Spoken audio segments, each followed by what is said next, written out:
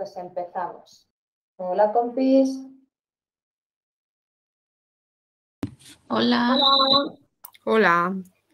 Buenas. ¿Sabes, Beatriz? Hola. Que dices compis, es gracioso porque en sueco compis es amigos. ¡Anda! Sí.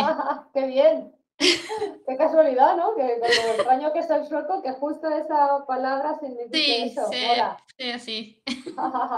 Genial. A ver, tengo una duda con el tema de la grabar, porque supuestamente pone aquí grabando todo el rato. Me da la opción de detener grabación, pero antes estaba parpadeando y ahora está como recto, o sea, quieto. Así que tengo la duda de si se está... Ah, vale. Ya está. Ok, lo tenemos.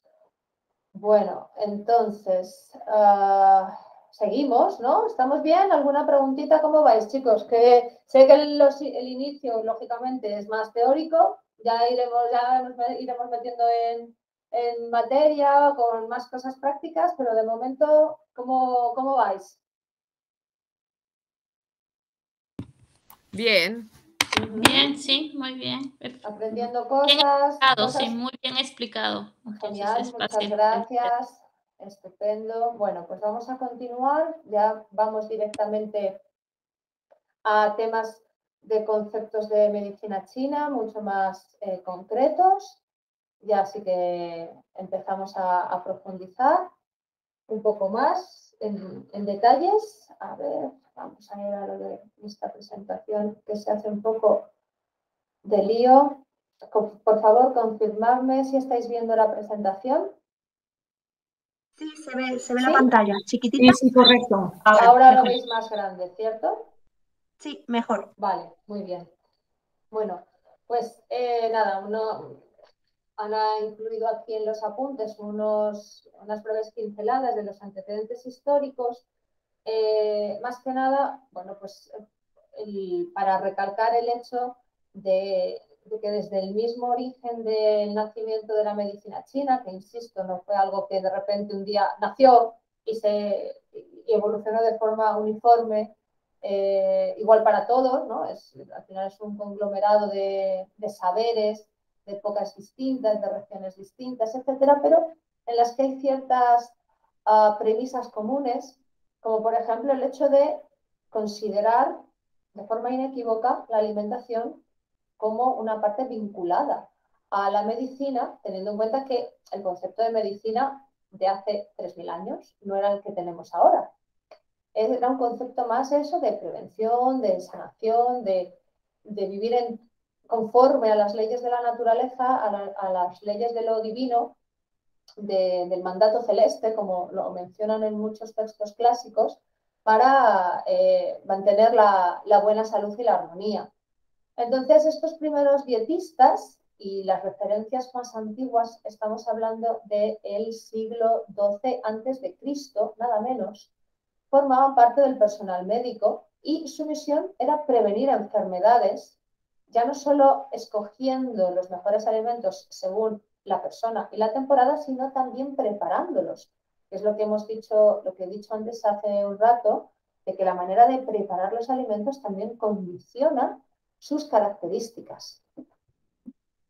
Por lo tanto, estamos viendo de que esto es muy antiguo, que acompaña al hombre desde que es hombre prácticamente, y que, bueno, de que no estamos inventando la pólvora, ni mucho menos, sino que estamos teniendo que reaprender cosas que en cierto modo se nos han olvidado.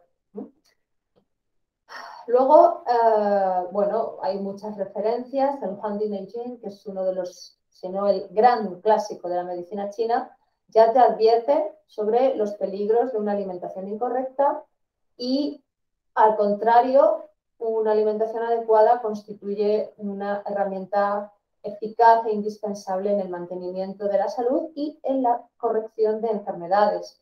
Este Huang Dinei se divide, para que no lo sepáis, en dos grandes volúmenes, el Su Wen y el Ling Shu. Y en el Su Wen ya es cuando aparece por primera vez los grandes conceptos de la composición de los alimentos y bueno, se especifica que la nutrición, la manera de nutrirse es una herramienta terapéutica, no insistiré más en esto, que ya lo he dicho muchas veces. Después hay otro gran libro, que es el Shandong del Coaching, es el Materia Médica. Este es el gran tratado de farmacopea en el que se basa la terapéutica con plantas medicinales para generar fórmulas herbales que constituyen auténticos medicamentos y que son el corazón de la terapéutica en la medicina china. Es decir, hablan de materia médica y dentro de estas 365 materias ya se están incorporando en ellas estas recetas dietéticas, que es el ejemplo que os he puesto antes por el que os explicaba por qué en este curso no vamos a seguir una ortodoxia pura con respecto a la dietética de la medicina china, porque es bastante inaplicable. Pero, sin embargo, es muy común, que no sé si alguno habéis tenido prácticas o sea, habéis tenido la oportunidad de estar en algún hospital de China, o de Tailandia, o de Japón, o algo así, en el que se practique en medicina china, verás como, aparte de que hay una farmacia de estas preciosas, con los cajones de madera, las balancitas, las plantas, etcétera, en la entrada, las recetas, lo mismo en una consulta de ginecología, pueden recetar a una persona pues, que se haga un análisis de sangre para ver, haber decidido no sé cuántos, pero, y luego en la receta, en la prescripción, aparte de una receta de plantas de medicina china, haya también recetas dietéticas en las que pues, te tienes que tomar tal sopa o tal guiso que tenga tal cosa. Es decir, esto es algo común del día a día en la mayoría de la población china. Ahora, bueno, quizá pues, obviamente está un poquito mitigada por el efecto y por la presencia de las medicaciones químicas, pero no os creáis, porque el influjo cultural sigue siendo tan potente que sigue siendo algo bastante común en el día a día de mucha población, ya no solo china, sino en general de Oriente, donde tienen un poco estas consideraciones. Vamos a hacer una brevísima introducción para los que no sepáis cositas de medicina china, para entender algunas pinceladas de la fisiopatología, fisiología digestiva según la medicina tradicional china. Sabéis que una de las cuestiones, entiendo que sabéis, a lo mejor lo estoy dando por hecho, que estructura y organiza mucho a la hora de estudiar y entender los conceptos fisiológicos de la medicina china, es el llamado esquema, bueno, más que esquema, es una fase dinámica en constante movimiento, llamada 5 elementos. La podréis encontrar con otros nombres, pero el más comúnmente aceptado en Occidente es 5 elementos, en el que se categoriza a fuego, tierra, metal, agua, madera, etcétera. Y cada uno de estos elementos está compuesto por dos órganos, que son víscera y entraña, que hacen pareja, y que tienen una determinada funcionalidad dentro, o sea, por sí misma, pero luego también dentro del conjunto. No os olvidéis jamás que los 5 elementos hablan de una dinámica. O sea, no se puede entender la medicina china en estático, nunca. Siempre hay que pensar en términos dinámicos de fluidez, de movimiento, de interrelación. Dicho esto, para quienes no tenéis esos conocimientos y que podáis entender un poquito más, tenemos cosas a nivel de función que son muy parecidas, por no decir idénticas, a las que postula y dice la medicina occidental, y otras que difieren un tanto por el mero hecho de que la medicina china también habla de muchos procesos a nivel energético, funcional y no tanto puramente somático, como hace la medicina alopática, en la que las dinámicas como que no existen, ¿no? Como que el estómago no tiene nada que ver con lo que pasa en los pulmones, el riñón no tiene nada que ver con lo que pasa en el hígado, y así nos va como nos va en algunas cuestiones de patología crónica en la que no se entienden ni por qué ocurren las cosas. Y es porque no se mira al conjunto del cuerpo como algo que está en continua interacción y movimiento, y cuando se pretende separar los órganos y sistemas como si fueran compartimentos estancos en relación con todo lo que forma el cuerpo humano, pues en fin, tenemos esa digresión que es tan típica y característica de la medicina occidental. Ahora bien, hay cosas que son exactamente igual para las dos visiones. De manera que el estómago, sin duda alguna, es el órgano, la entraña en este caso, que recibe y predigiere los alimentos, donde se forma ese bolo digestivo tipo papilla, que es el que después va a continuar su tránsito por el intestino delgado, etc. Ahora bien, el estómago forma dupla con el bazo, que a nivel energético es el que comanda casi todas las funciones digestivas. Este bazo da soporte al estómago. ¿Os acordáis del yang de bazo, que era como ese fuego digestivo que calienta el fogón, que es el estómago, para digerir, para cocer esos alimentos, y que luego con ese vapor, que es la parte más sutil de esa función de calentamiento, va a distribuir las esencias nutritivas por el resto del cuerpo para formar la sangre, para nutrir las estructuras, para que antes de formar la sangre, lógicamente, estas sustancias se tienen que absorber y después distribuir, ¿verdad? Pues bien, el bazo da soporte al estómago con ese fuego digestivo, con ese chi y ese yang de bazo, pero lo que os he comentado antes, que el intestino delgado y el intestino grueso forman sus funciones, están también comandadas, es decir, tienen una dependencia de la actividad del chi y del yang de bazo, de manera que este bazo ayuda al intestino delgado a extraer la esencia de los alimentos, que básicamente son los nutrientes, es decir, aquellas cosas que de los alimentos a nosotros nos resultan útiles, y va a ayudar también al intestino a eliminar lo inútil, que la gran función del intestino delgado es discriminar lo puro de lo impuro, es decir, qué incorporo al organismo porque es beneficioso para mí y qué elimino y mando al intestino grueso para que se vaya a través de las heces, lo que no es beneficioso para mí. Pues esa función de absorción y de discriminación y de continuar con el tránsito que hace el intestino delgado es promovida y apoyada por el chi y el yang de bazo.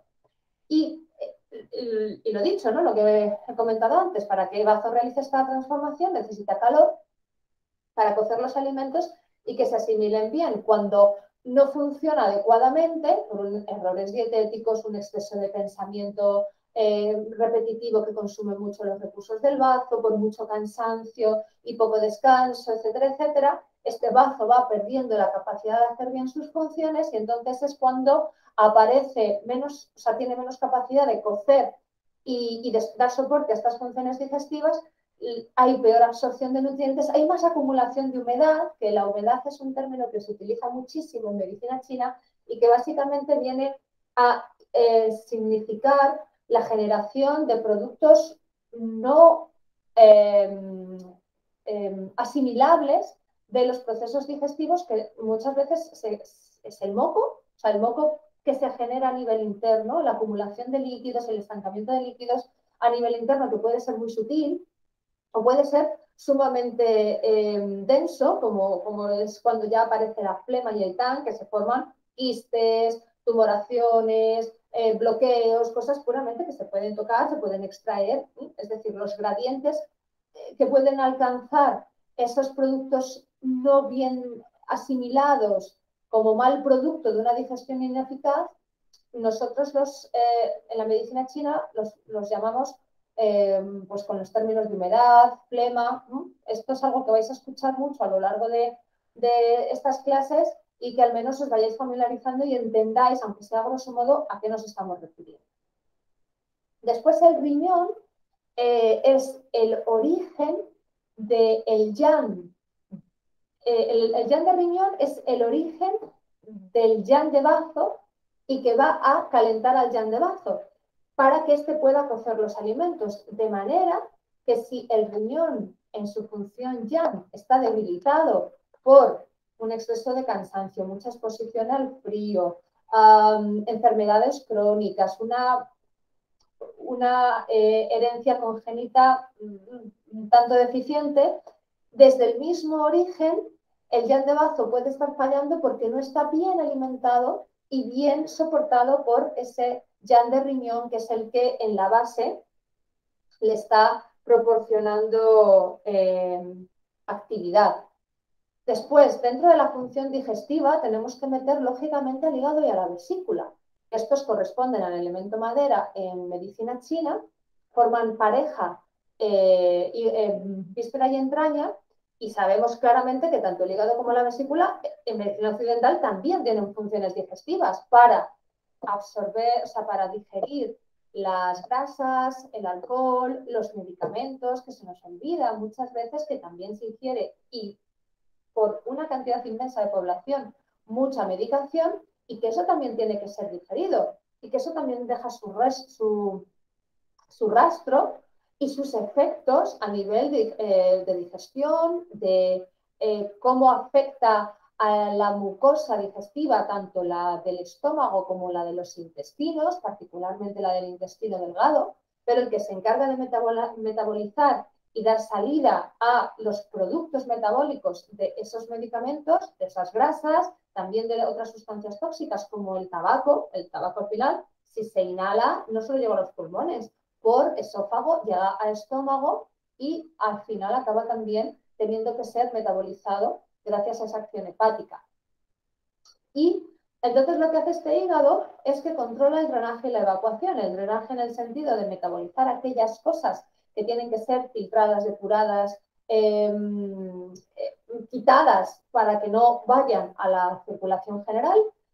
Y luego también, gracias a su acción de digerir junto con la participación de la vesícula biliar y la bilis y, bueno, cierta acción que también tienen sobre los jugos pancreáticos, de arrastrar hacia abajo el bolo digestivo que va pasando por distintas fases hasta transformarse en heces. Pues ese tránsito hacia abajo de esos productos de desecho que van a dar lugar a la evacuación normal de las heces, pero también, por otro lado, de la orina, forma parte de la función digestiva del hígado, lo que se llama la función Sushie en medicina china, y que es de vital importancia mantener y asegurar, porque ya no solo es que respeta la dinámica del movimiento propio que tiene que existir descendente para hacer una correcta digestión, sino que además se va a asegurar de que los procesos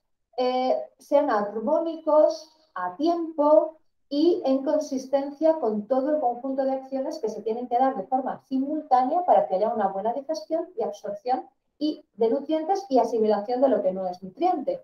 Y eso está comandado fundamentalmente por el hígado.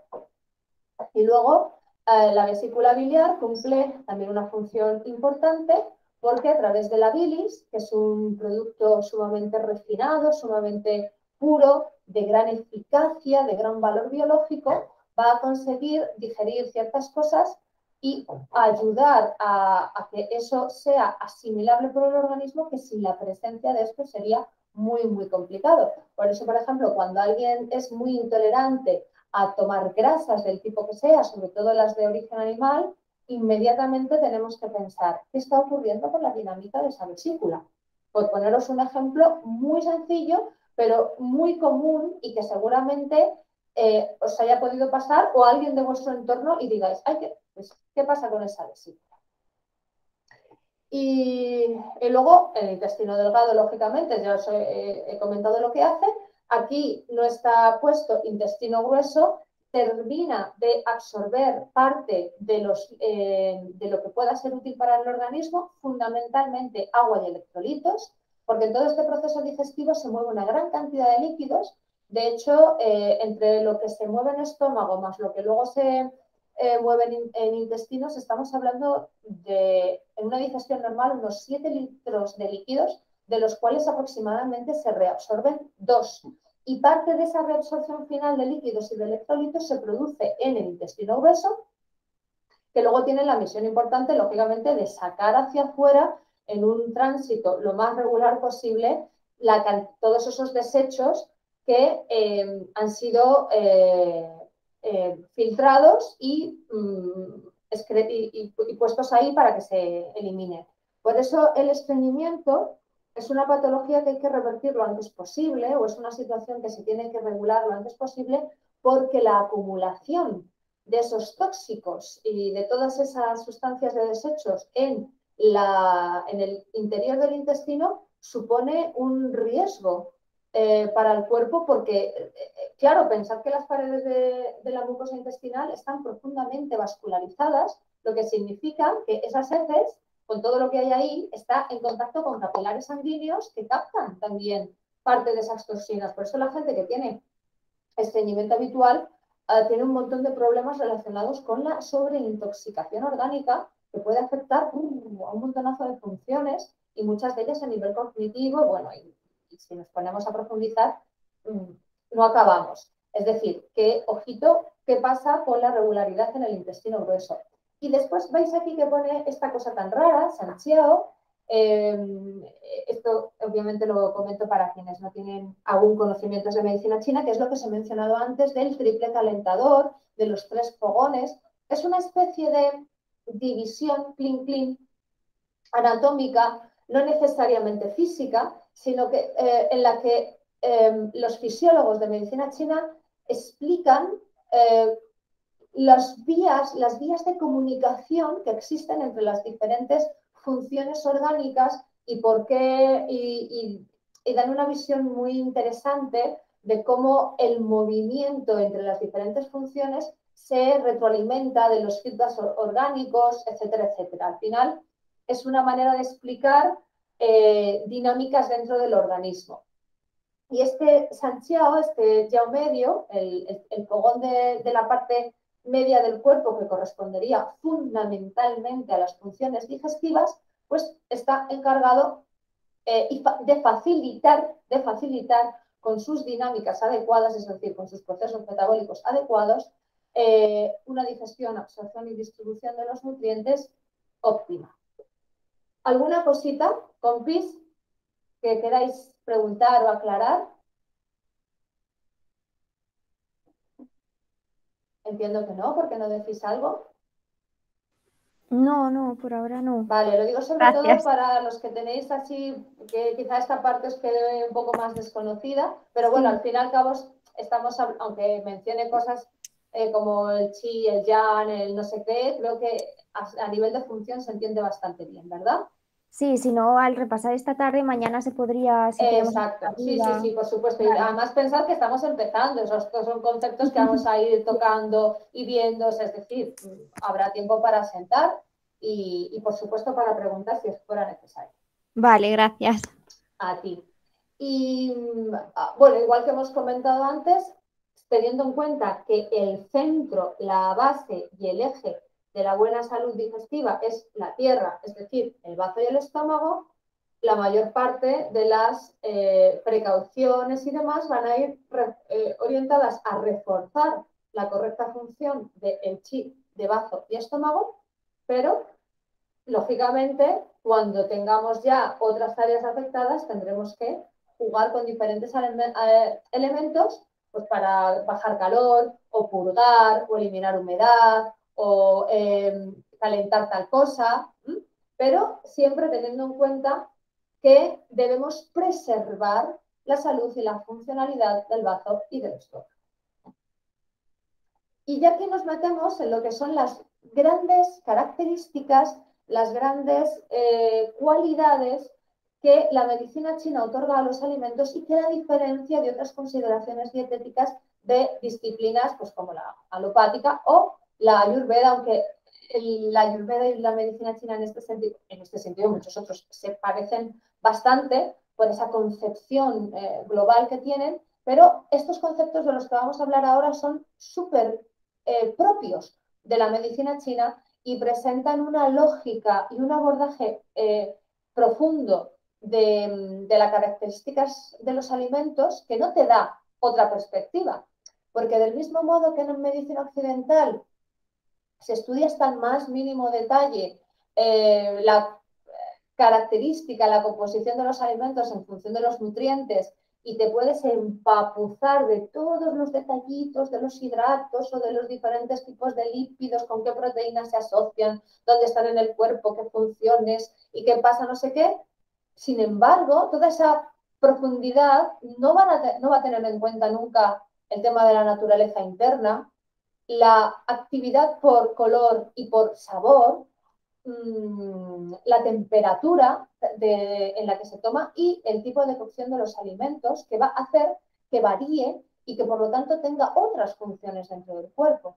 Entonces, poder combinar esta perspectiva tan única de la medicina china con los conocimientos más convencionales de la alimentación que ofrece la medicina alopática, pues aumenta mucho la panorámica que tenemos de la alimentación y nos provee de armas que luego son muy, muy útiles para aplicar en el terreno que quieras, a nivel profesional, a nivel personal, bueno, en general para todo. Y además es que te acostumbras, porque te das cuenta de que eso te sienta bien y ya lo incorporas a tu rutina como algo que quieres tener y que te ayuda a estar mucho mejor.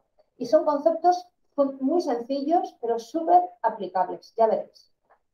A mí, perdón por la interrupción, me parece que hay un montón de información que a mí personalmente, no sé, al resto de los compañeros, me supone totalmente un reseteo, porque la forma en la que se ve eh, esa combinación de estómago-bazo o intestino y demás, yo en mi formación dietética no la he estudiado igual. Entonces, Claro. Si tú me dices que es combinable y nos vas a enseñar, me parece maravilloso, porque ahora mismo, con lo que has dado hasta ahora, me parece difícil integrar todo lo que estás diciendo. También es verdad que yo parto de la base que mi conocimiento de la medicina tradicional china es nulo, es cero. Claro.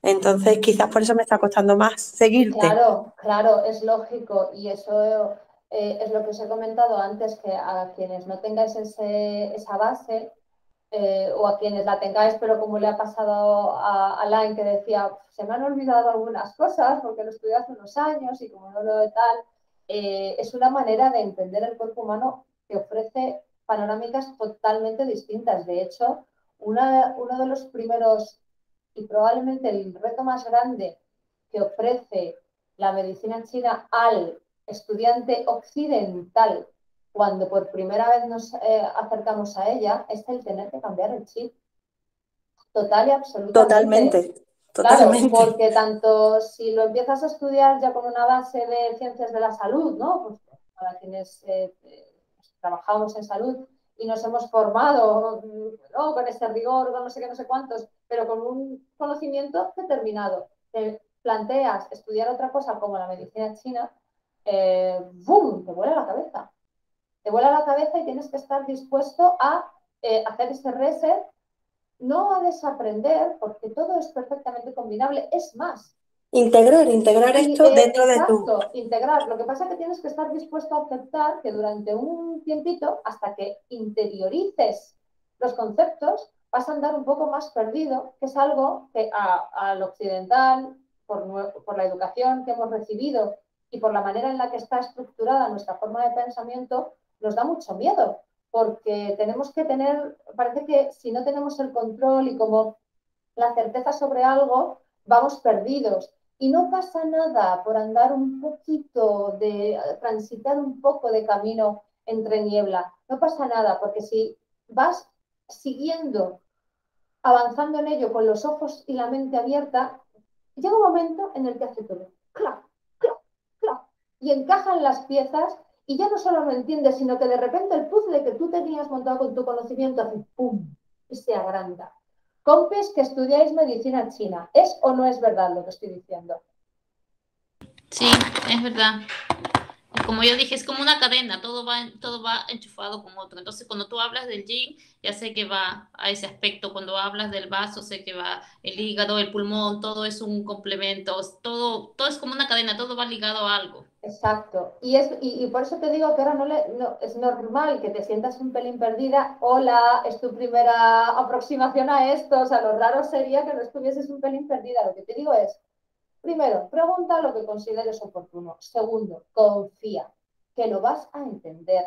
Y evidentemente va a haber cosas que no entiendas tanto porque tú no tienes esa base. Y cuando se habla a lo mejor por ejemplo, en el siguiente módulo, en las clases que va a haber a mediados de febrero, la clase de Ana va a ir muy enfocada a tema de diferenciación de síndromes y medicina.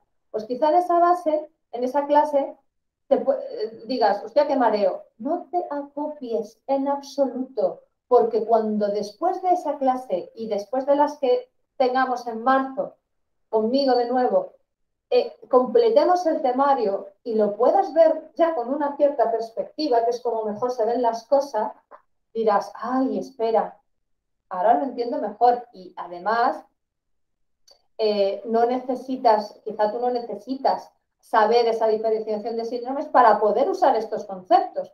Por lo tanto, lo que te estoy queriendo decir con esto es que respira, tranquila, disfruta en el sentido de estar conociendo cosas nuevas, de tener la oportunidad de hacer un reset, que es algo maravilloso, porque eso significa que tu cabeza está dispuesta a ampliar su perspectiva y que le encontrarás mucho más sentido cuando hayamos completado todo. Lo que pasa que es una reacción natural ante un primer vistazo ante algo que dices, ¡oh! ¿En serio? Tengo que escalar esa montaña, ¿no? No sé si os gustas Sí. montañas, ¿no? Que cuando estás aproximando te dices, pero ¿vamos a tener que llegar hasta allí? Que el caso es que tú sigues andando. Y de repente, en un momento dado dices, ¡oh! ¡Ya hemos llegado! Y dices, qué pasada. Y desde arriba ves, pues es un poco la misma sensación. Así que, calma, a seguir ahí con la mente abierta y con ganas de llevarte muchas cosas que ya verás que las vas a entender mucho mejor conforme pase el temario del curso. ¿Ok? Vale, de acuerdo. Esto para mí ahora mismo es como un Everest. Entonces, tú me consideras que vaya pasito a paso y no hay ninguna documentación asociada que necesite buscar, ¿no?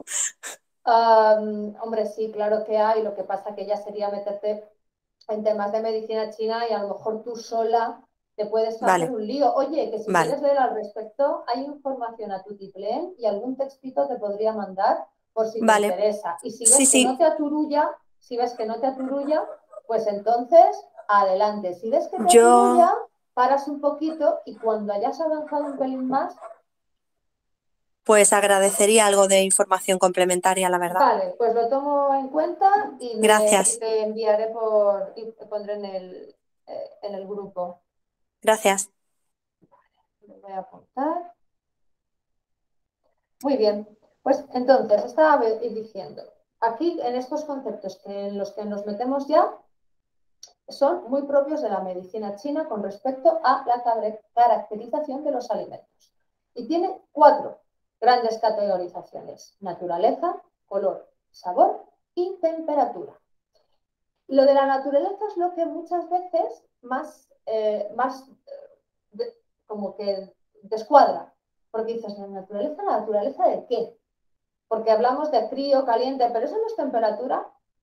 Son 2 cosas distintas, aunque complementarias, como todo en medicina china. Cuando hablamos de la naturaleza de un alimento, considera el efecto térmico que provoca en el interior del organismo y no va ligado necesariamente a la temperatura de la ingesta. Obviamente, tanto la forma de cocinado como la temperatura de la ingesta van a potenciar o minimizar la naturaleza de un alimento, pero la naturaleza de un alimento es una característica intrínseca per se del alimento. Entonces, si estamos hablando de que se distingue por el efecto térmico que provoca en el organismo, encontramos 2 grandes grupos. Una naturaleza de tipo yin, más fría o fresca, que son aquellos alimentos que con sus acciones consiguen eliminar el calor interno, el calor a nivel superficial, nutrir el yin, es decir, esa parte que es la que hidrata y proporciona fluidos al organismo. Si son de naturaleza fría fresca, es decir, si tienen la capacidad de enfriar o refrescar el interior orgánico, lógicamente van a ser capaces de enfriar, si es un alimento frío, refrescar, si es un alimento fresco, lo oyes así, dices, es bastante redundante, pero hay que entender que esto te está hablando de gradientes. No todo el calor se presenta con la misma intensidad, habrá distintas variaciones en en el calor o en el frío que pueda haber dentro del organismo. Además, tonifican el yin, que ya sabemos que son los líquidos, la sangre, es decir, aquello que humecta, lubrifica e hidrata el cuerpo.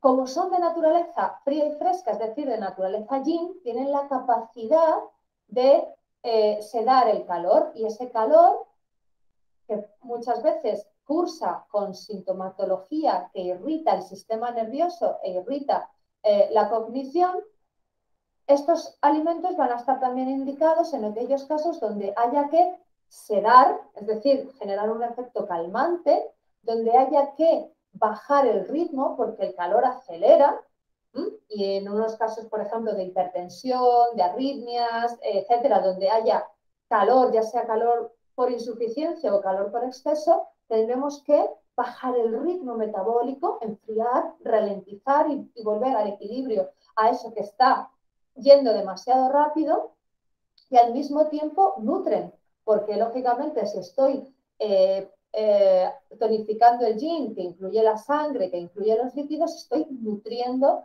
también esos tejidos. ¿Cuándo son más útiles estos alimentos? Pues en caso de fiebre, de inflamación, de calor, de agitación, insomnio, ansiedad, es decir, aquellas situaciones que aparezcan como manifestación de una situación de calor. Lógicamente, ¿qué vamos a tener en cuenta para saber si es un calor agudo o si es un calor por insuficiencia? ¿En qué vamos a fijarnos? ¿En la característica de qué? Chicos que sabéis, chicos y chicas, compis que sabéis cositas de medicina china, ¿cómo vamos a diferenciar si es un calor agudo, si es un calor menos agudo, si es... Yo no entiendo de medicina, pero así intuitivamente diría, quizá me equivoco seguro, que agudo sería de aparición temprana o súbita y los otros se referirían a lo mejor a algo que ya está instaurado desde hace tiempo. Pues has acertado, eso es una vía. Yo estaba preguntando algo como más concreto, pero has acertado, porque dentro de las características de lo agudo y de lo menos agudo, evidentemente está, por ejemplo, el tipo de aparición, si es un debut más repentino, más agudo, o sea, más explosivo, más espontáneo, o si es algo que se va instaurando de forma lenta, pero me estaba refiriendo a algo como mucho más categórico. ¿Cómo diferencias si hay algo más agudo o algo crónico? ¿Por el tipo de...? Uy, ¿Por no la se oye. intensidad? ¿Por la intensidad o no? ¿De qué? ¿La intensidad de qué? Síntomas. De los ¡Síntomas! síntomas. Vale, entonces Efectivamente. eso corresponde con la medicina alopática. Claro, eso es igual para todo. Es decir, si tengo agitación, fiebre alta, calor en la cara, con rojez, con pulso rápido, no sé qué, eso por un lado. Y en otro tengo un poquito de sensación de calor, un insomnio leve, ¿sabes? Un pulso que bueno, que es rápido pero es fino. ¿Cuál va a ser más agudo y cuál va a ser más crónico? El de la fiebre será el agudo y el insomnio leve y demás será el crónico, Ejemplo, ¿no? que esto lo tenga que responder alguien que no sepa de medicina china, tiene eso aquel. Chicos, tenéis que dejar el pabellón bien alto, por Dios, no podéis estar ahí callados detrás de la camarita aprovechando encima que no os veo. Hay que responder, hay que participar, y hay que demostrar Bueno, que pero se sabe y que se tiene. yo es que no tengo cámara, entonces la vergüenza es cero en este momento. Pero es que no puede haber vergüenza en un sitio donde estamos todos para aprender.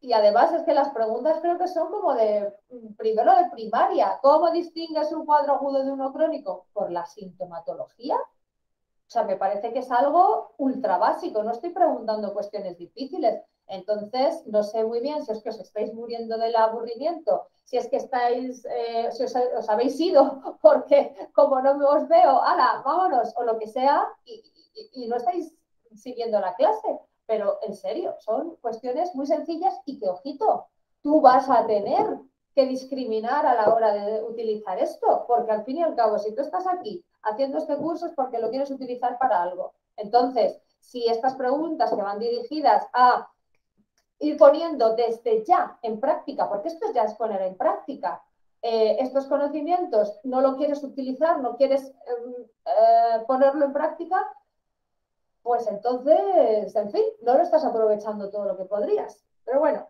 venga, seguimos.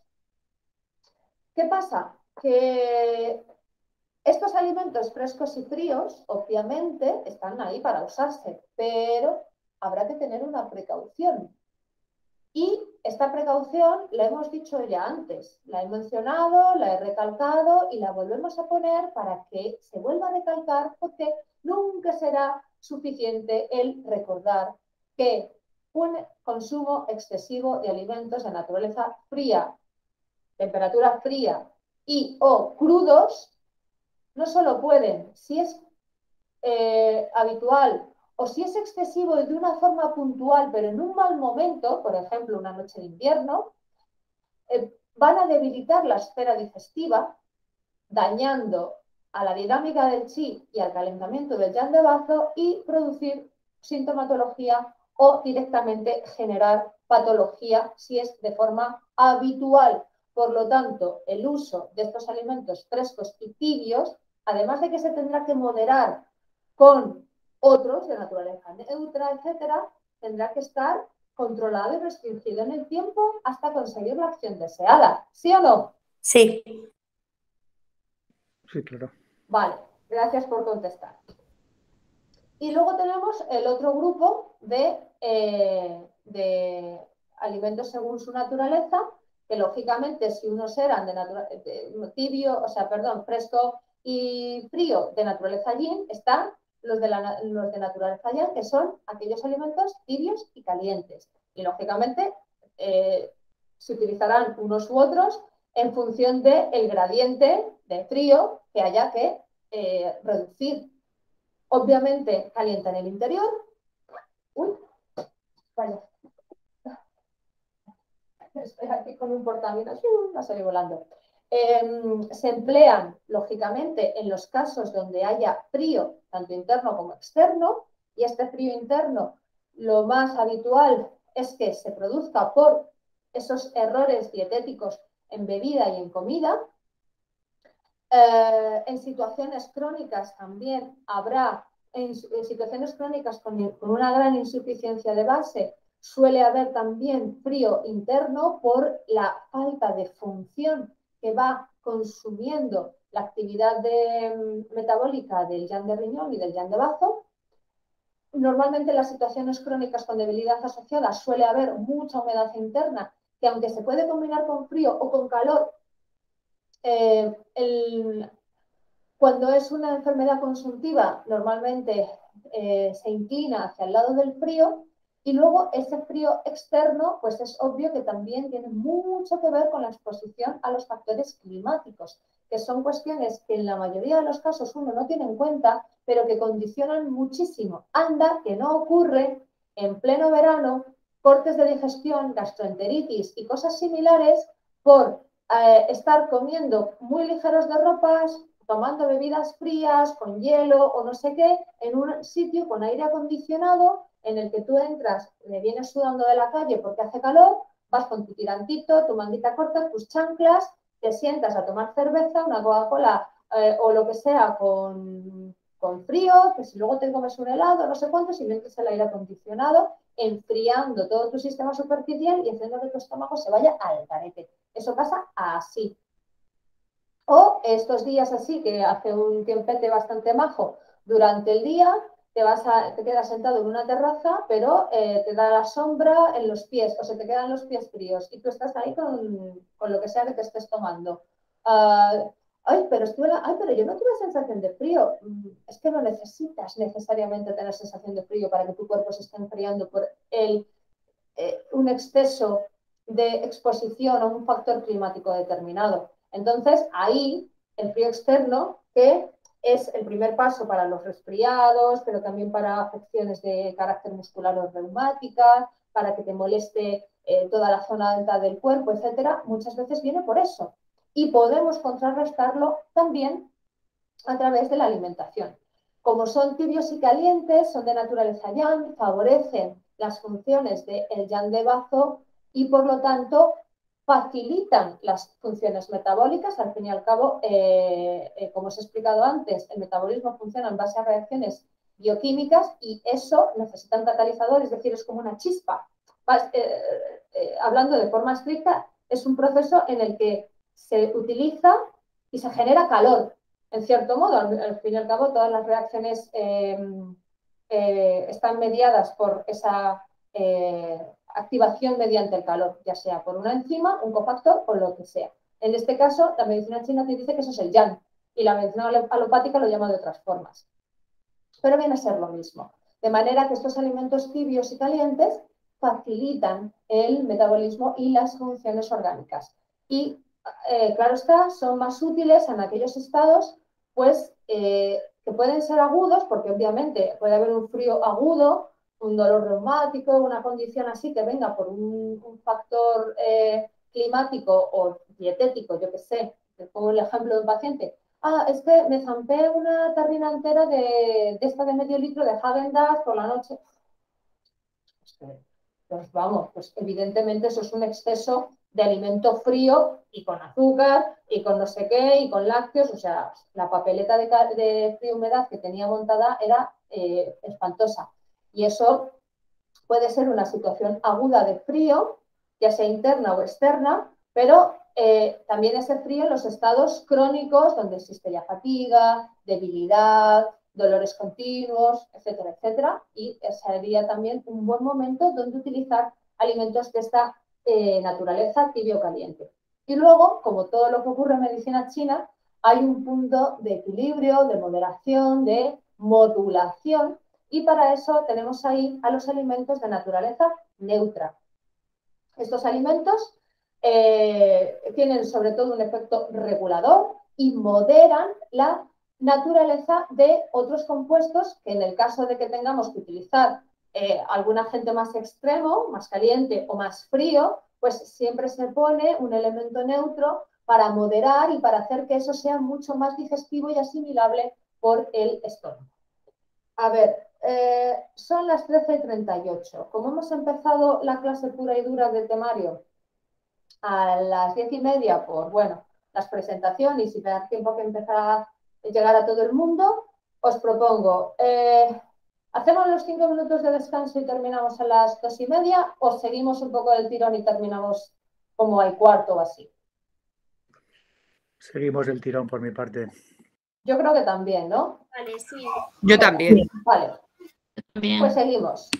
Y luego lo mismo, un consumo excesivo de alimentos de naturaleza caliente y comidas calientes en el que abunde el alcohol, las especias como muchas especias de tipo picante, los curries con cosas que tienen naturalezas extremas como por ejemplo pueda ser la carne de cordero o el café caliente, muchas especias, el alcohol, sobre todo el de alta graduación, si se mezcla con tabaco, que es humo caliente por supuesto, no te quiero ni contar, va a generar síntomas de calor, sobre todo en el estómago y en el hígado, y que muchas veces se van a acumular, o sea, se va a combinar ese calor con humedad y también va a generar una serie de patologías que empieza de forma muy común, pues con ardor, con las gastritis, con más sed, más hambre, con sabores y regustos en la boca y bueno, con dificultad para admitir determinados tipos de alimentos por ese consumo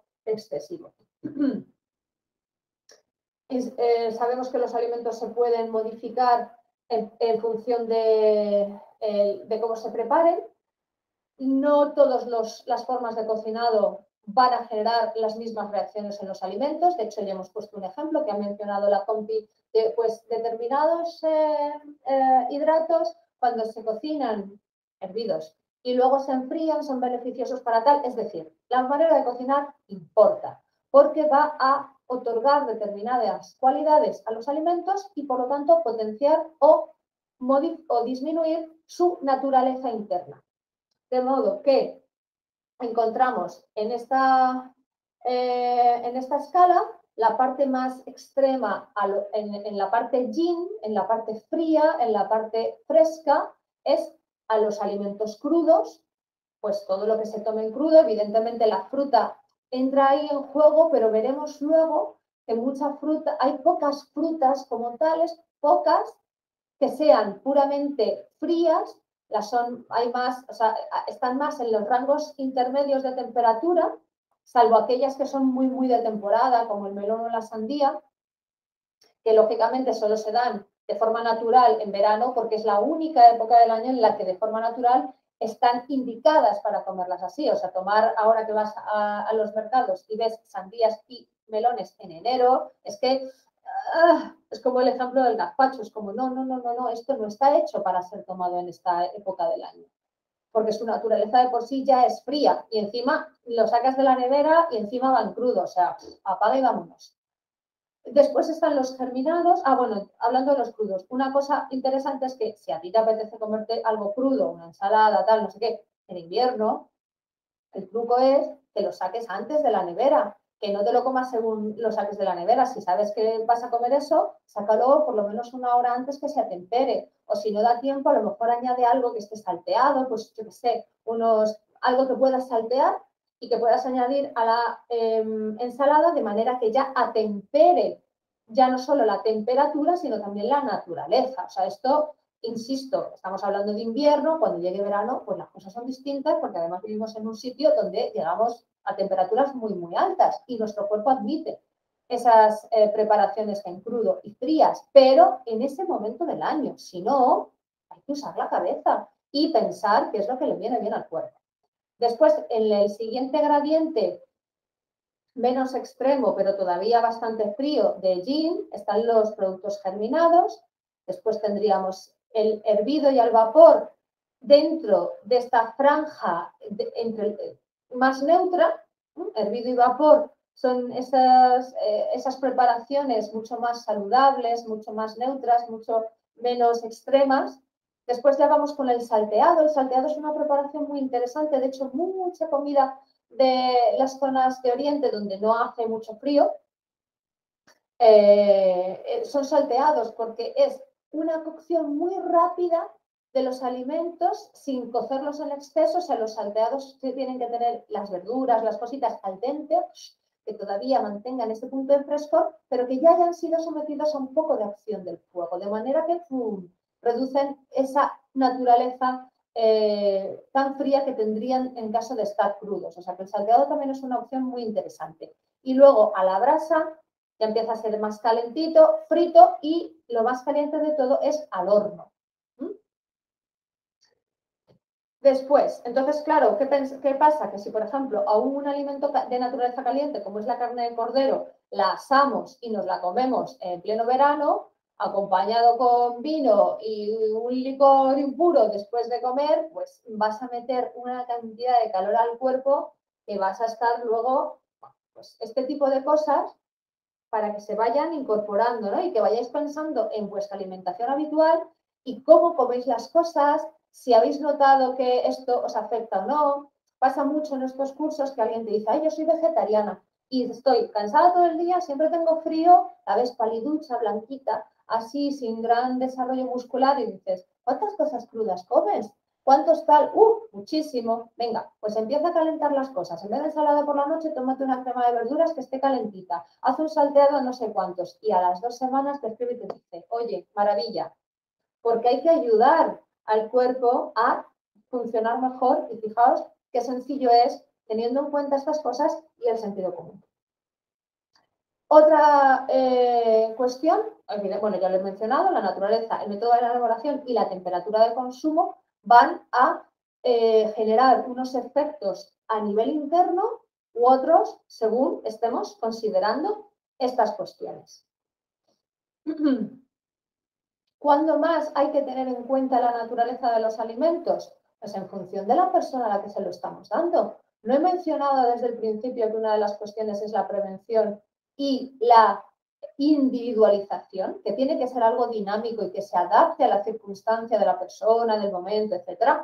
Efectivamente, pues aquí tenemos que pensar, alimento de naturaleza fresca o de naturaleza caliente. Si sé por la característica de las personas, si su cuerpo, su metabolismo,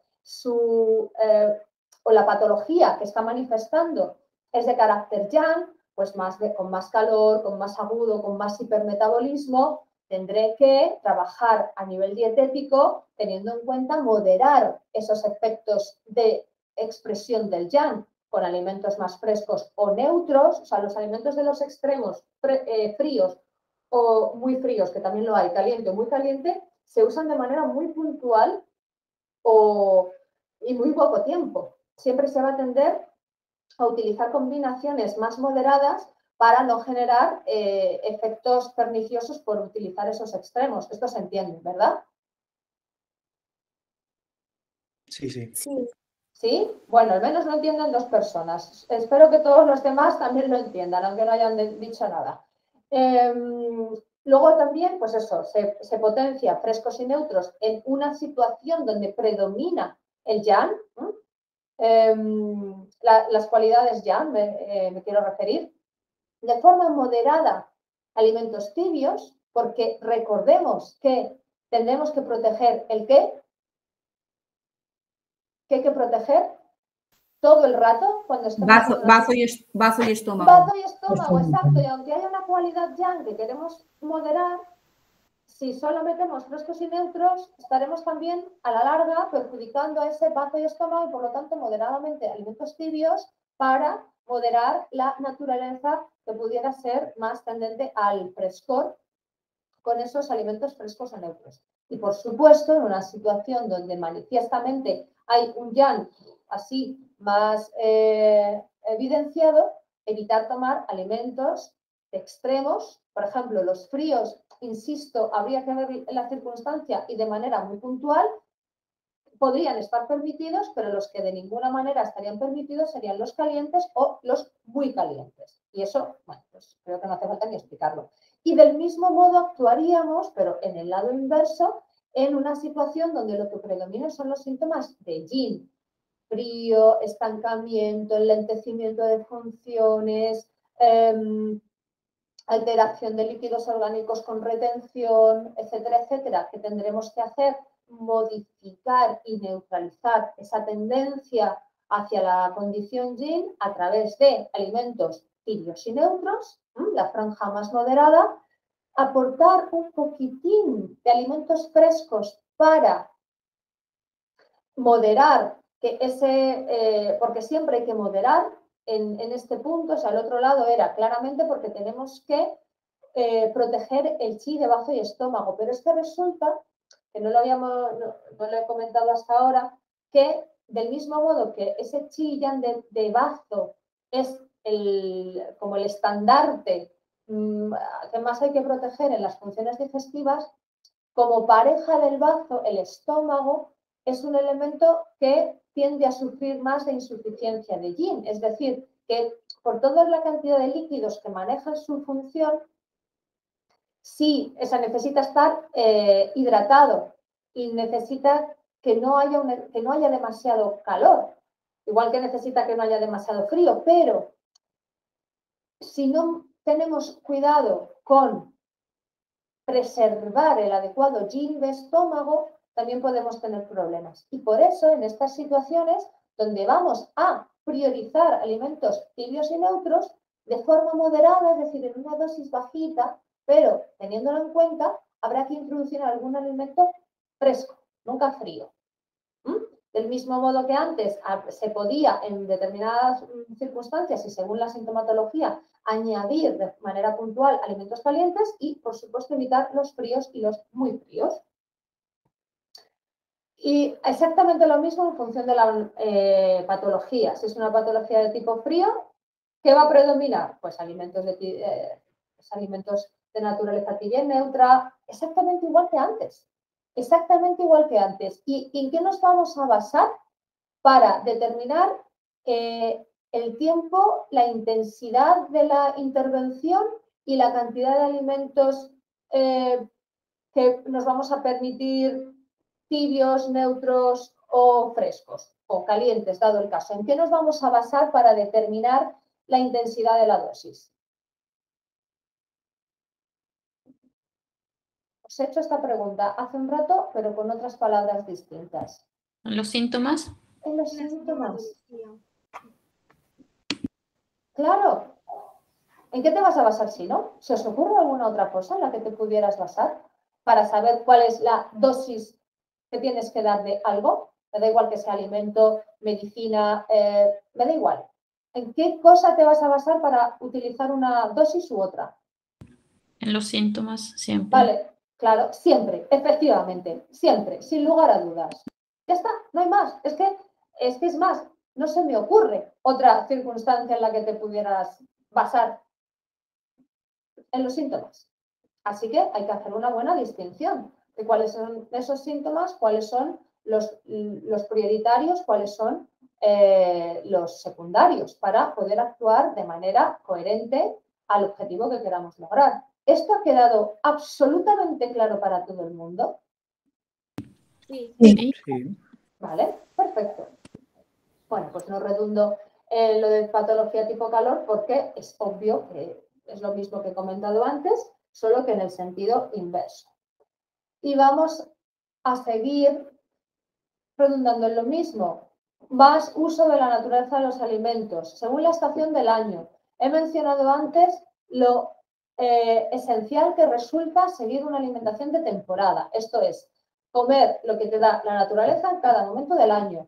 Y eso no significa que como en el mercado te puedes encontrar de todo el año, si puedas o debas comer de todo el año. O sea, esto ocurre ahora desde hace unos añitos, pero hace no tantos, y estaba hoy hablando de nuestra generación, no me tengo ni que remontar a la de nuestros padres, en la nuestra, la alimentación era de temporada sin más, porque tú no te encontrabas en el mercado piña en enero o fresas en enero, no te las encontrabas porque no había, porque no se hacían estas cosas de traigo espárragos, trigueros que se dan en primavera, los traigo en diciembre porque vienen de Perú. Eso no ocurría.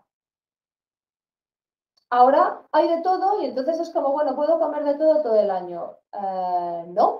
No es lo aconsejable por lo menos, o no de forma continuada, que nada impide que compres una piña en enero o que te comas unos espárragos trigueros en diciembre, que no es un problema, que nadie te va a matar por eso, pero que lo hagas continuamente, estás yendo en contra de la lógica que dicta la naturaleza del lugar donde has nacido y donde vives. Más que donde has nacido, sobre todo donde vives, porque al final es lo que determina tu relación con el entorno.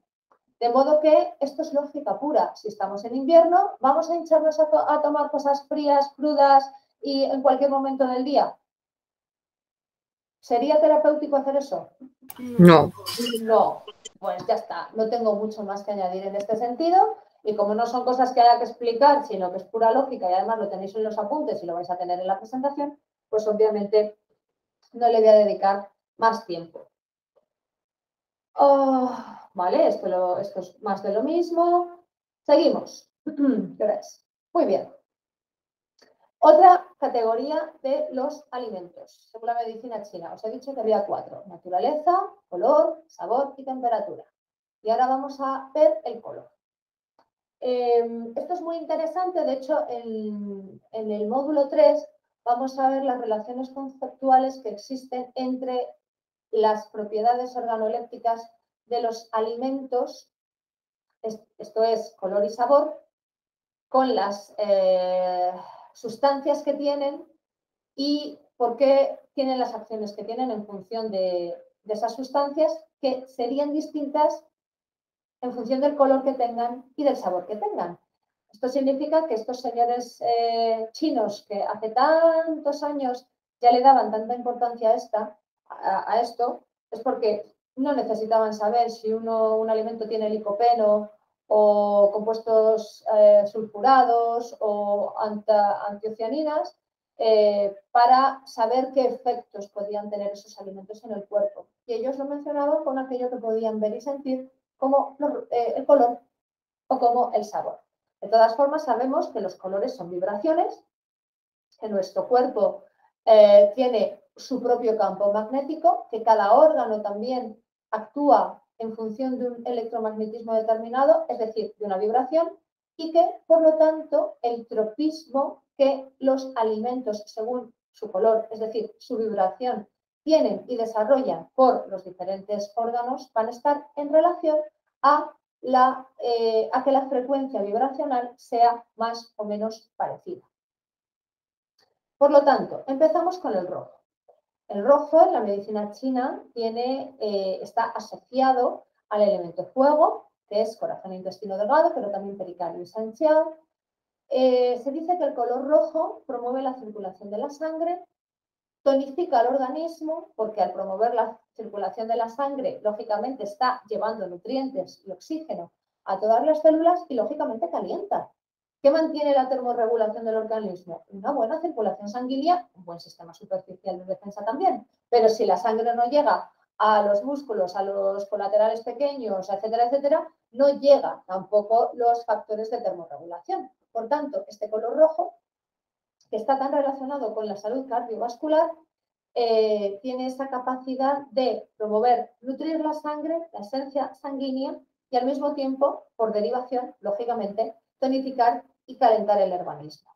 Esto vamos a ver cómo esos alimentos rojos van a tener una acción interesante sobre cuestiones que afectan a la salud cardiovascular, como la hipertensión, la arteriosclerosis, el exceso de colesterol en sangre, y también van a favorecer esa nutrición de la sustancia sanguínea, como os he dicho, porque ayudan a la absorción de vitamina C, a la absorción del hierro, con vitaminas que participan en la coagulación sanguínea, como la K, de manera que sigue manifestando ese tropismo particular sobre la sangre que está relacionada, lógicamente, con el corazón y, por tanto, con el elemento fuego.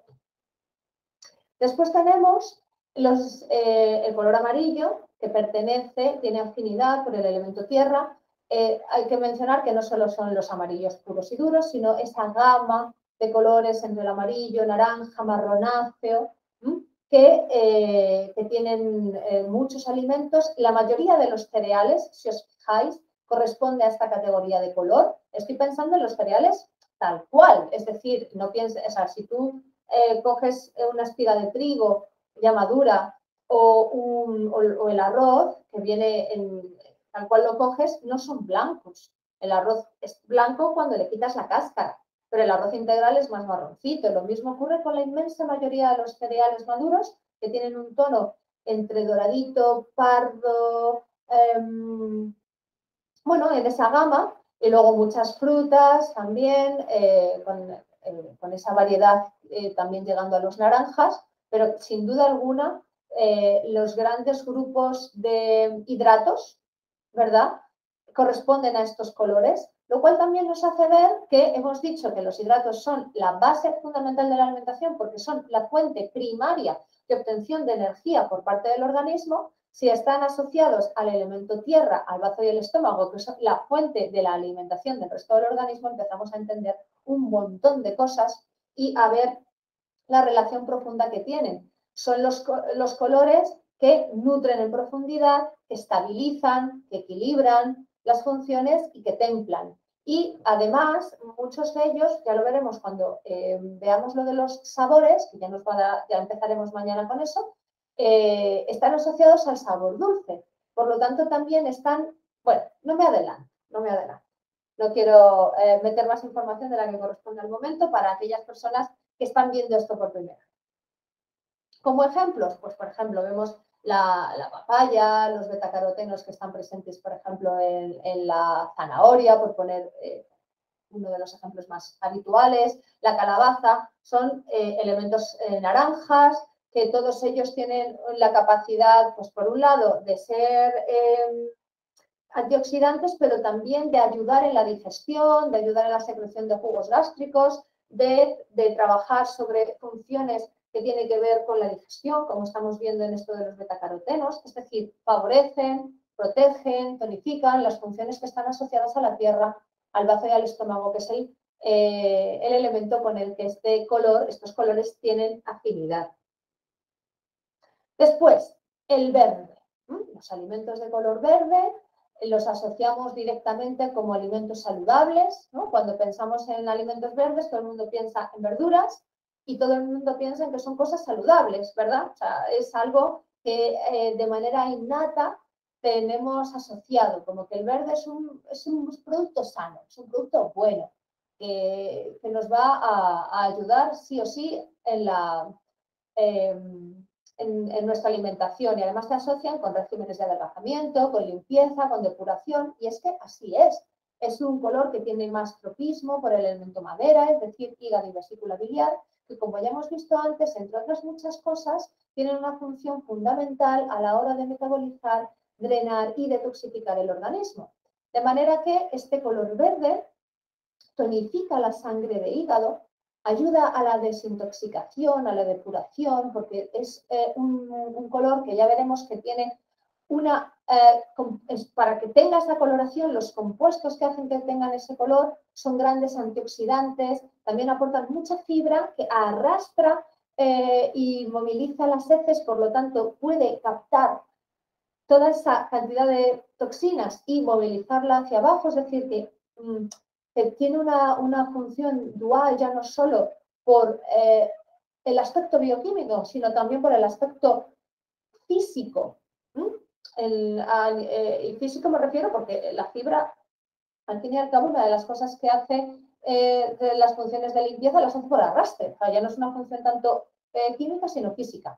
Y ponemos como, por ejemplo, como ejemplo las alcachofas o el cardio mariano, que sabéis que es la silimarina, que tienen indudables propiedades diuréticas, depurativas, laxantes, depurativas y que ayudan además a mejorar la producción de bilis, por lo tanto a mejorar con ello la producción de la digestión de grasas, de alcoholes, de medicamentos, es decir, de los elementos más difíciles de trabajar por el sistema digestivo. Son protectores hepáticos, ya no solo ayudan en sus funciones, sino que ayudan al propio órgano. Por lo tanto, vamos viendo cómo esas funciones que se le asocian al color tienen una relación profunda con el elemento con el que está más emparejado. El color negro incluye también los colores así muy oscuros, estos morados intensos, azulones intensos, pues las uvas negras, los arándanos, las moras, lo diré, las aceitunas, el sésamo negro, el arroz salvaje, los mejillones, algunos pescados azules que cuando los cocinas pues se quedan blanquitos, pero que en natural tienen un color en la carne más tirando oscurito y a la grasa. Por ejemplo, un boquerón, la grasita del boquerón o del salmón es oscura. Y bueno, estos colores así negros y de la longitud de onda de ese color así similares es el color más yin, el que nutre más en profundidad la esencia orgánica, por lo tanto está relacionado con el elemento agua, con el riñón y la vejiga. Son elementos muy nutritivos, muy regenerantes, que nutren en profundidad al organismo y a la sangre. Al mismo tiempo, al pertenecer al elemento agua, van a tener una función de refrescar, por un lado, pero también una función astringente. ¿Cuál es la finalidad de la astringencia? Mantener los líquidos dentro del cuerpo. Precisamente cuando hay calor interno, y más si es un calor que afecta a la integridad del yin de riñón, que es la fuente del yin del resto del cuerpo, necesitamos refrescar ese yin y evitar que los líquidos se pierdan. Por lo tanto, mantenerlos dentro mediante astringencia es una buena estrategia. Y luego también son elementos que, por un lado, están llenos de antioxidantes que tienen mucha acción sobre el sistema cardiovascular, pero sobre el sistema cognitivo. Y esto, para quienes sabéis de medicina china, le encontráis más sentido por la relación profunda que hay en el eje riñón-corazón, es decir, agua y fuego a nivel cardiovascular, pero también a nivel cognitivo y de salud del sistema nervioso, por la relación que hay entre el riñón y las médulas, etcétera, etcétera. Entonces, ya os digo que esto se va a profundizar en un temario un poquito más posterior, pero que aquí ya van esas primeras pinceladas para que cuando veáis las listas de alimentos que vamos a ver mañana, tengáis ya en mente todas estas relaciones, todas estas funciones y todas estos tropismos que relacionan los colores con los diferentes órganos con los que están asociados. Y por último, bueno, lo que os he comentado antes de los cejillones, esto es un ejemplo, pero como lo tenéis en la presentación, no le voy a dedicar más tiempo para que podamos terminar en hora. Lo que sí, lógicamente, hay que ver es el último de los colores, se refiere al blanco y, por supuesto, a la esfera del blanco, que puede ser, aunque son colores más puros, pero bueno, también admite un poco esa amplitud de gama, como sucedía con los amarillos o con los negros, pero siempre que sea blanco y ya no pase ni a amarillo ni a verde, ¿se entiende?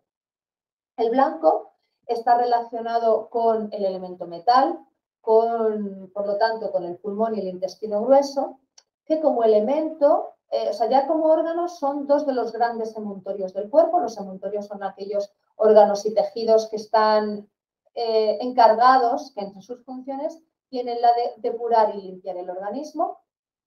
Y además, el blanco es un color que en todas las tradiciones del mundo, de una forma u otra, se asocia a la pureza, a la limpieza y a la purificación. Y lo mismo le ocurre a el color blanco en los alimentos. Tiene la capacidad de limpiar, de purificar, de abrir vías, de remover estancamientos, de sacar hacia afuera o de drenar hacia abajo aquellas sustancias que son nocivas. Y esto, si os fijáis en el tipo de alimentos, ajos, o sea, cebollas, crucíferas como la col, son alimentos que tienen esa propiedad de movilizar, de desatascar, de mover con propiedades antiinflamatorias y en algunos casos expectorantes, antitusivas. Es decir, esa función de purificación y de limpieza que ya no solo está asociada al color blanco, sino que además también tiene muchísimo que ver con las acciones del elemento al que está vinculado en medicina china y que, bueno, pues va completando ese puzzle del que os hablaba antes, en el que las cosas, cuando se explican y se entienden desde esta doble perspectiva, cobran mucho más sentido y tienen mucha más sustancia de la que aprender. De manera que yo creo que hasta hoy vamos bien, vamos a terminar hoy en este punto. Mañana retomaremos para continuar viendo las otras dos categorías de los alimentos que otorga la medicina china, que son el sabor y la naturaleza, perdón, y la temperatura. Completaremos esa fase, veremos si hay alguna duda, alguna cosa que haya que responder, que durante esta tarde pues os surjan preguntas o lo que sea, y después ya daremos continuación al resto del temario y a los ejercicios prácticos, ¿de acuerdo? Para que la práctica empiece a ser lo más inmediata posible y, por lo tanto, lo más llevadero, o sea, que os podáis llevar cuanto antes este tipo de conocimientos al terreno del uso, que al final es lo que nos interesa. Bueno, tenemos 5 minutitos para terminar. Me gustaría saber si tenéis dudas o si queréis comentar algo de lo visto, si estáis deseando que me calle y que apaguemos el ordenador a continuar con el sábado. En fin, os doy la palabra por si alguien quiere decir algo.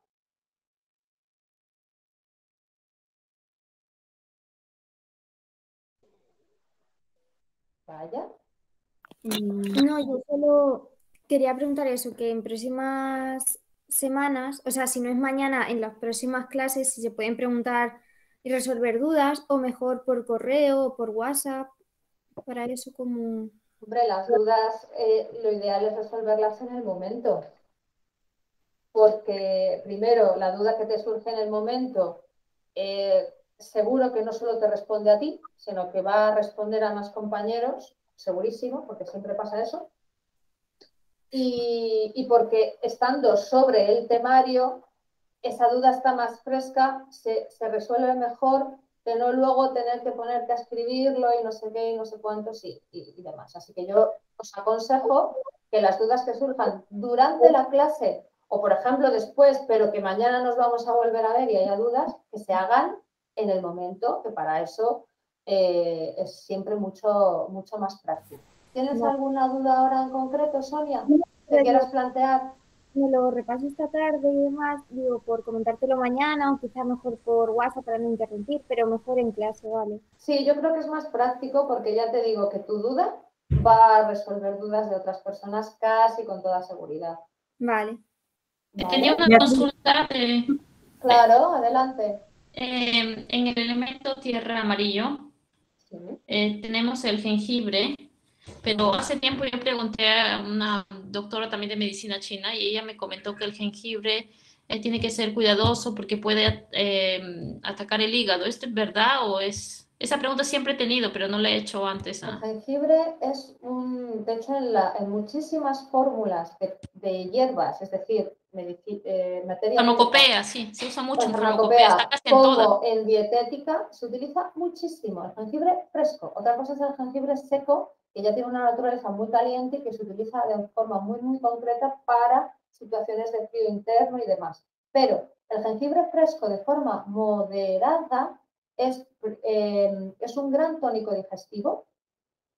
Aumenta la producción de jugos gástricos, de hecho se dice que tonifica el yin de estómago, que para el lenguaje occidental significa promueve y estimula la producción de jugos digestivos, de manera que aumenta la digestibilidad y la actividad del estómago. Ahora, ¿que un exceso de un alimento puede acabar dañando? Sí, pero insisto, con exceso. Pero usado de forma moderada, y eso, como bien has dicho, en la farmacopea y en la dietética, no solo China, sino en general de las culturas asiáticas, se utiliza mogollón. Y es porque en cantidades moderadas es un tónico digestivo de primer orden, muy, muy saludable. Súper, porque siempre lo he visto, en las recetas siempre está casi jengibre en todo. Exacto, sí. Pero claro, es un poquito. Es un poquito. Okay. Porque ya veremos sus características, que además del color fete, también habrá que tener en cuenta los sabores y las afinidades. Eso ya es hilvanar muy, muy fino, pero bueno, también está ahí. Para el que quiera profundizar, es un temario también a profundizar en lo que son los tropismos, las afinidades, aunque eso se estudia más en materia médica que en dietética. Pero cuando se vea también esa combinación con el sabor y demás, se va a entender mucho mejor esto que te estoy explicando. Y eso lo vamos a ver mañana. Así que mañana se completa un poco más la información al respecto. Pero respondiendo a tu pregunta, es una cuestión de, a nivel moderado es maravilloso, y si te pasas, pues claro que puede tener efectos nocivos, pero te tienes que pasar mucho, mucho, mucho para que llegue a afectar al hígado. También te digo.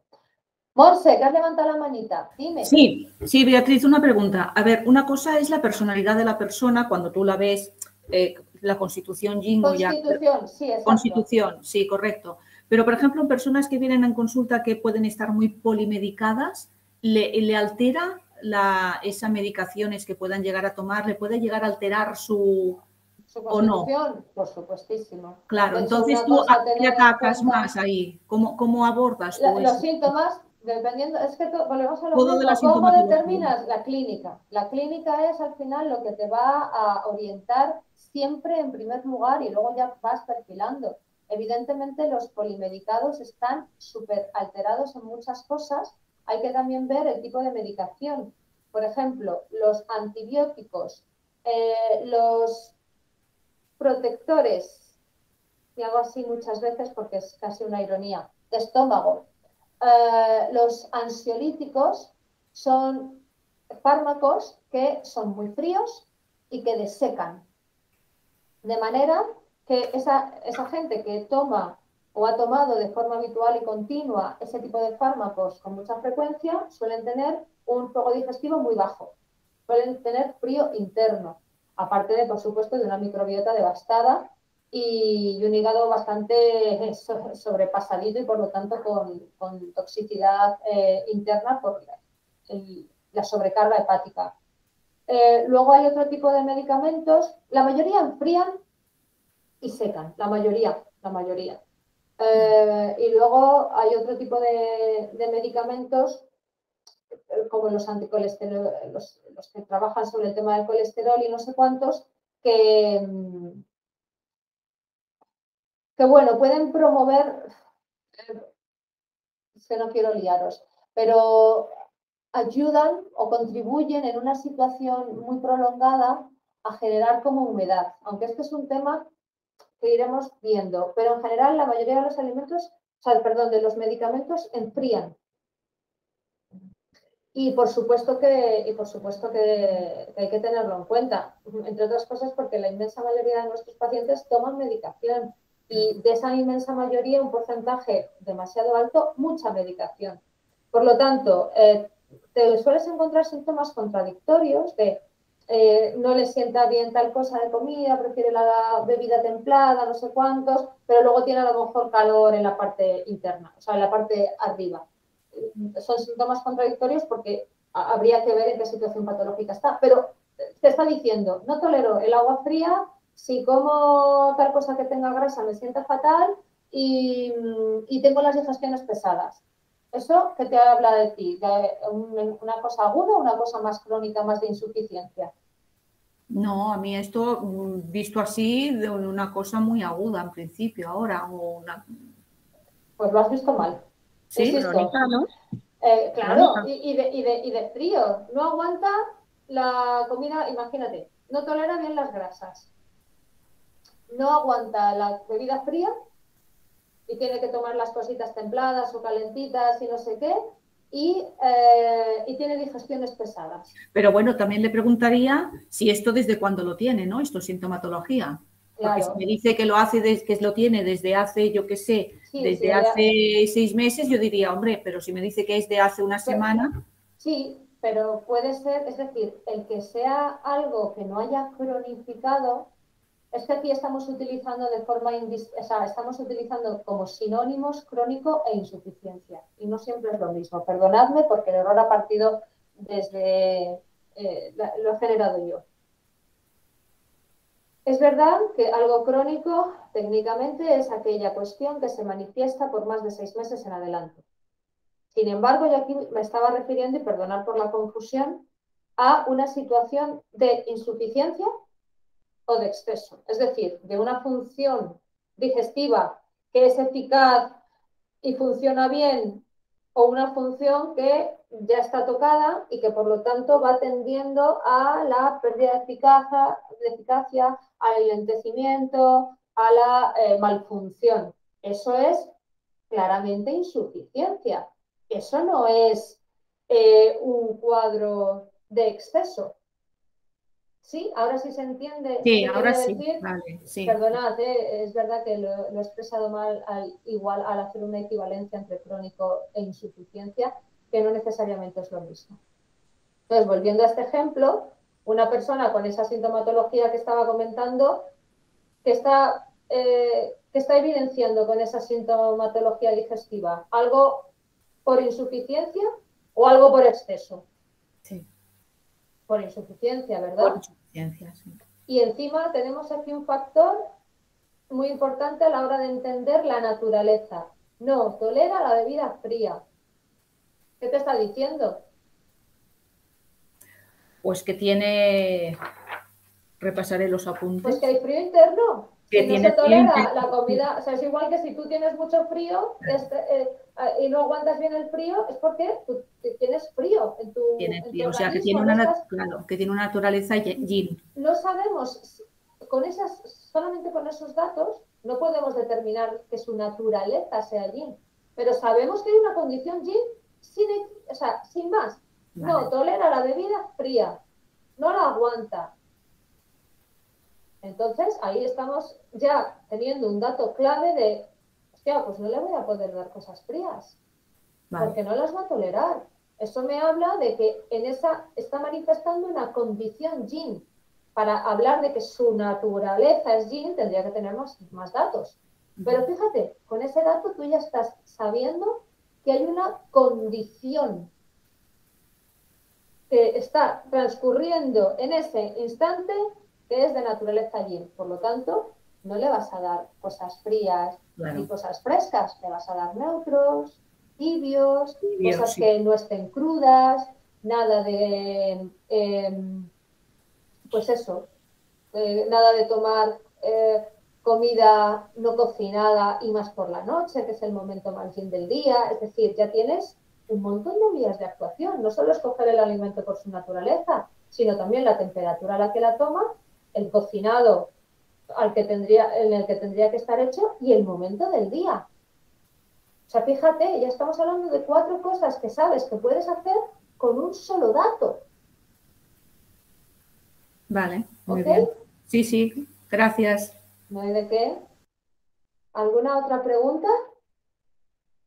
Bueno, ahora estáis ahí con todo el barullo de la cantidad de cosas, porque además he hablado rapidísimo, os he soltado ahí un montón de información.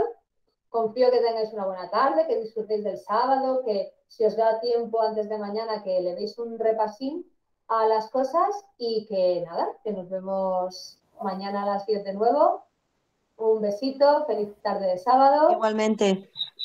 y hasta mañana. Gracias. Adiós, Chao. gracias. Gracias. Adiós. Adiós.